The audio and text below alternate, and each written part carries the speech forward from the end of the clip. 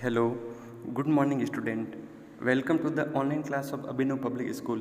पिछले वीडियो में हमने चैप्टर 3 को कंप्लीट किया था, फाइबर टू फैब्रिक, जिसके हमने एक्सरसाइज के क्वेश्चन आंसर भी कंप्लीट कर लिए हैं। आज हम न्यू चैप्टर स्टार्ट करने जा रहे हैं, chapter number 4, sorting material into the group. Sorting का मतलब होता है पृथक्करण या फिर वर्गीकृत करना, मटेरियल्स इनटू द ग्रुप।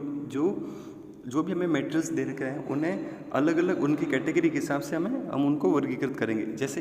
जैसे कि हम ग्रोसरी शॉप पे जाते हैं, वहाँ पे हर एक टाइप की जो चीज़ें वहाँ पे सजी होती है, जैसे टूथ ब्रश हो गया, या फिर कोई भी चीज़ें होगी जैसे कि दंत मंजन हो गया, या फिर कोई भी क्रीम्स होगी। तो सारी क्रीम जो भी है वो एक डेस्क में सजी हुई होती है। सारे टूथपेस्ट जो है एक डेस्क में सजे होते हैं, ठीक है ना। तो इस तरह से जो चीज़ों को जो है अलग अलग डेस्क में सजा के रखते हैं, जिससे उन्हें जो है क्लासीफाई करने में हमें आसानी होती है, उनको ढूंढने में हमें आसानी होती है। तो हम चीज़ों के नेचर के हिसाब से, उनकी प्रॉपर्टी के हिसाब से उनको जो है अलग अलग ग्रुप में डिवाइड करते हैं। तो चलिए चैप्टर को हम स्टार्ट करते हैं। जो चैप्टर है हमारा, sorting material into the group. चलिए क्लासिफिकेशन ऑफ ऑब्जेक्ट से हम स्टार्ट करेंगे। Classification of object. A grocery shop has many things. Imagine if all the things were dumped together in one place. The shopkeeper would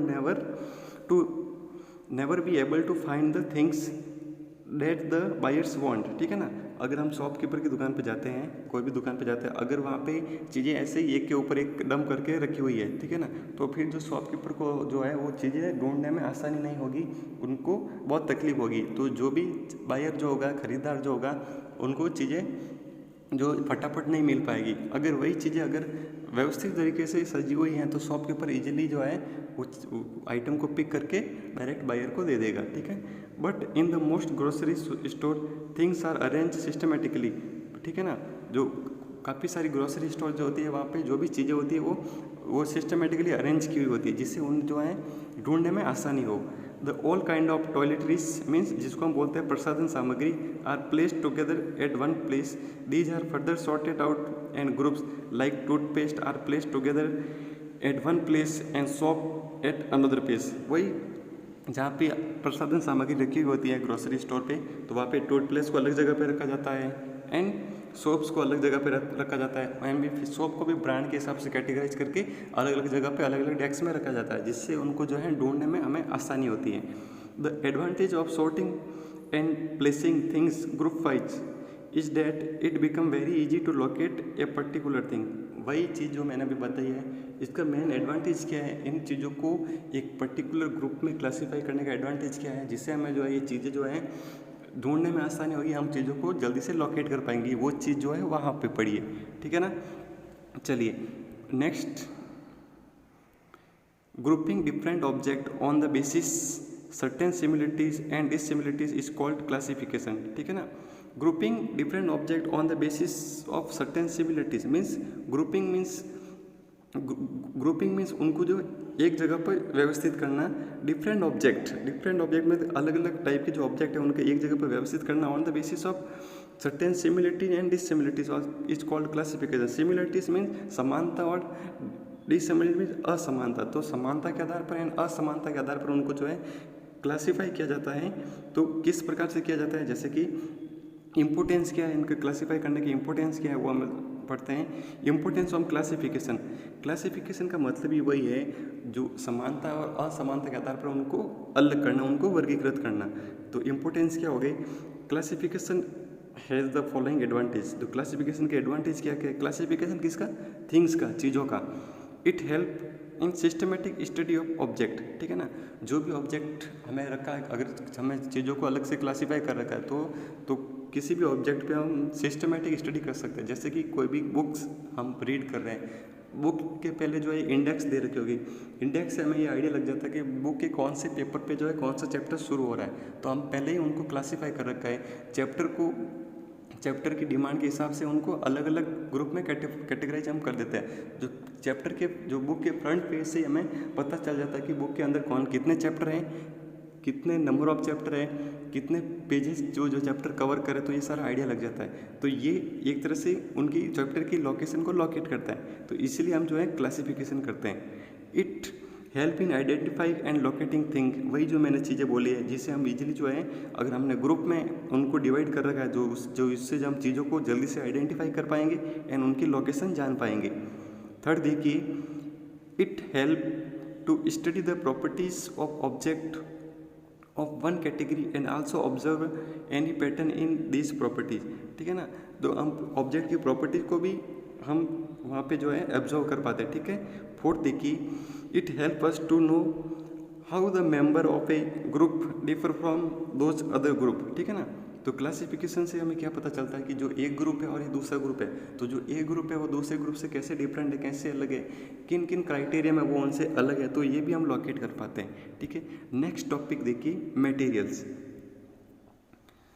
materials जो है, materials क्या होता है, a substance और a thing. Thing मतलब वो भी जो सारी चीज़ें हो गई is that is used in making different object is called material. ठीक है ना, कोई भी किसी भी प्रकार का ऑब्जेक्ट बनाने के लिए जो भी हम चीज़ें यूज में लेते हैं, जो भी हम सब्सटेंस यूज में लेते हैं, उनको हम क्या बोलते हैं, मटेरियल। जैसे कि हम लकड़ी, जैसे कि हम चेयर बनाने के लिए क्या यूज में लेते हैं, लकड़ी यूज लेते हैं, तो यहाँ पे लकड़ी क्या हो जाएगा, मटेरियल हो जाएगा। ठीक है ना।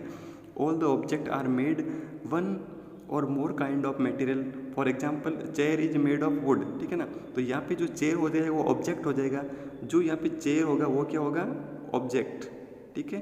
एंड जो वुड होगा वो क्या होगा, मटेरियल। ठीक है ना, चेयर होगा ऑब्जेक्ट एंड वुड होगा मटेरियल। सेकंड देखिए, the spoon is made of steel, तो दो स्टील जो होगा इसके अंदर मटेरियल हो जाएगा एंड स्पून क्या होगा, ऑब्जेक्ट होगा। तो इसी तरह से हम जो है मटेरियल एंड ऑब्जेक्ट जो क्या होता है वो आपको समझ में आ गया होगा। नेक्स्ट पेज पे टर्न करिए।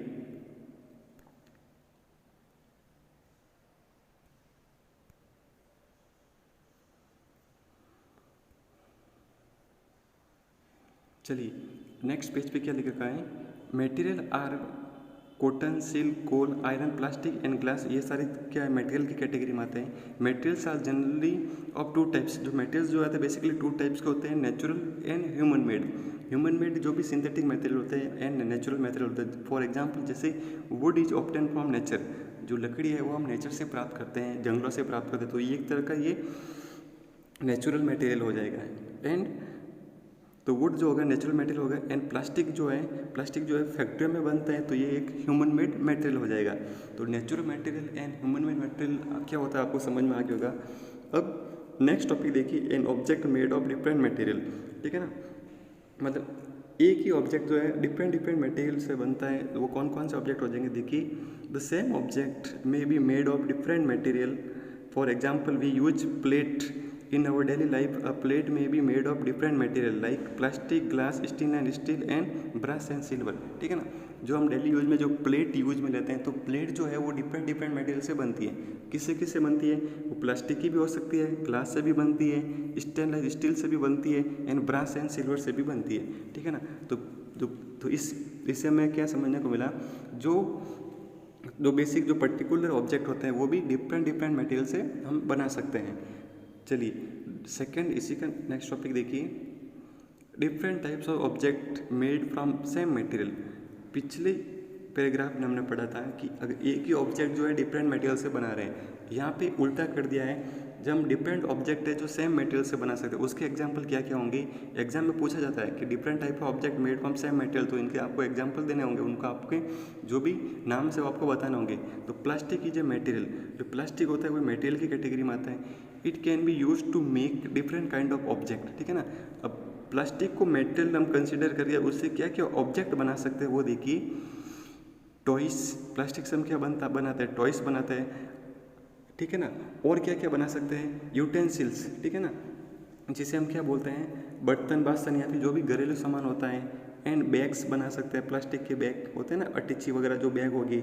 मग्स बना सकते हैं। ठीक है, टम्बलर्स हो गए, जो कांच का गिलास जो होता है वो भी इससे बनता है। एंड बकेट जो भी हम प्लास्टिक से बनाते हैं। एंड टूथब्रश, तो ये सारी जो चीज़ें हैं जो प्लास्टिक से बनती है। तो इसमें जो है डिफरेंट टाइप ऑफ ऑब्जेक्ट से हमने जो है डिफरेंट टाइप ऑफ ऑब्जेक्ट हमने बनाए हैं, वो सेम मटेरियल से बनाए हैं। चलिए नेक्स्ट देखिए, तो इसका जो फाइनल में हमने कंक्लूजन क्या निकाला है, फाइनल जो कंक्लूजन जो क्या निकला है वो देखिए। सो वी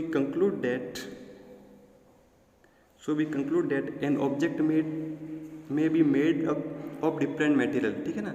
जो भी ऑब्जेक्ट होता है, जो भी चीज़ें होती है वो डिफरेंट मटेरियल से हम बना सकते हैं। And different type of object can be made of same material, ठीक है ना। तो दोनों का एक दूसरे को हमने इंटरचेंज कर लिया है। हम एक ही ऑब्जेक्ट से जो है, हम एक ही मटेरियल से जो है डिफरेंट ऑब्जेक्ट बना सकते हैं। एंड एक ही और डिफरेंट और एक ही ऑब्जेक्ट से जो डिफरेंट सेम मटेरियल से हम जो है अलग अलग टाइप के ऑब्जेक्ट बना सकते हैं, ठीक है। तो आज के लिए इतना ही। नेक्स्ट वीडियो में जो हम कंटिन्यू करेंगे, इसी चैप्टर को कंटिन्यू करेंगे और नेक्स्ट वीडियो में हम पढ़ेंगे properties of material. Thank you.